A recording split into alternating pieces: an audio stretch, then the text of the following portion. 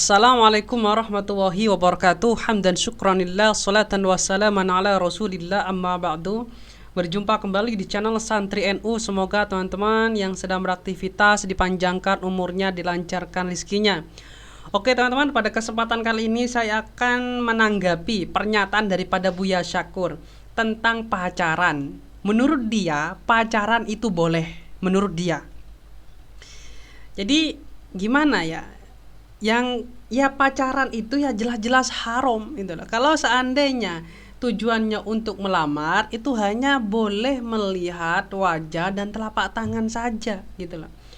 Bukan pas boleh berduaan kemana-mana bersama, hanya tujuannya biar saling mengenal. Bukan seperti itu. Sebetulnya bisa juga untuk mengenali seseorang itu lewat teman-teman dekatnya ya, apalagi yang sesama wanita, untuk melihat kepribadiannya gimana dari teman sebayanya atau dari tetangganya, itu kan bisa untuk mengenali seseorang sebelum melamarnya. Jadi laki-laki ketika ingin melamar itu hanya boleh diperkenankan melihat wajah dan telapak tangan saja gitu loh. Bukan pas seenaknya seperti pacaran zaman sekarang ya, kemana-mana berdua, ke bioskop ya, dan sebagaimana yang sudah terjadi sekarang teman-teman ya. Mari kita simak pernyataan daripada Buya Syakur ya. Di sini saya menemukan di channel salah satu ustadz, namanya Ustadz Ahmad Syahrin Thorik ya. Mari kita dengarkan berikut ini. Dan saya adalah kiai yang memperbolehkan pacaran. Masya Allah. Silakan pacaran. Jadi jangan beli kucing dalam karung lah. Sebab dalam syariat Islam sendiri, fikih yang saya baca, itu baru bisa melihat muka dan telapak tangan saja. Itu harus sudah ada kepastian dia akan melamar. Bayangkan. Jadi harus dari belakang, karena nggak boleh lihat. Wajah perempuan tidak boleh dilihat, harus di belakang pintu. Bayangkan, kan seperti beli kucing dalam karung. Iya betul. Masih mungkinkah itu dilaksanakan? Sudah nggak mungkin. Sudah tidak relevan lagi. Tidak relevan. Oke teman-teman, sudah jelas ya pernyataan daripada Buya Syakur. Mari kita dengarkan bagaimana tanggapan daripada Ustadz Ahmad Syahrin Thorik. Berikut videonya. Beliau mengatakan bahwa pacaran itu dibolehkan karena alasannya dengan pacaran itu bisa lebih mengenal antara pasangan, sehingga kemudian bahasanya tidak seperti membeli kucing dalam karung. Kemudian menggambarkan bahwa cara Islam dengan ta'aruf sebagai salah satu langkah menuju jenjang pernikahan itu sudah tidak relevan. Padahal kalau kita lihat secara cermat dan kita mau jujur, apa yang bisa didapatkan dari pacaran? Apakah berarti dengan pacaran itu punya akses bisa melihat lebih banyak selain wajah dan telapak tangan gitu? Apakah kemudian dengan pacaran kita bisa kemana-mana jalan sama-sama sehingga kemudian lebih bisa saling mengenal? Padahal tidak perlu dengan pacaran pun, kalau kita serius ingin mengenal seseorang, itu bisa kita lakukan. Melihat, walaupun dia pakai cadar, apalagi tidak pakai cadar, kan kita sudah dapat gambaran tuh. Wajahnya seperti apa, kemudian juga cara jalannya, tinggi badannya. Itu kita sudah dapat gambaran kalau bicara fisik. Kalau masih kurang, kita bisa bertanya kepada mahramnya, kepada orang tuanya, atau kemudian kepada kakak adiknya.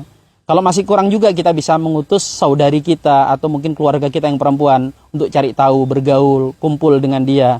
Karena kalau sesama perempuan tentu auratnya lebih terbuka. Masih dirasa kurang juga kaitannya dengan fisik. Ya kita silaturahim, ketemu sama bapaknya dan nanya kalau perlu apakah anak ini punya cacat dan sebagainya. Terlebih lagi dalam masalah pernikahan ini kan bukan cuma sekedar ukuran fisik. Agama itu lebih menentukan.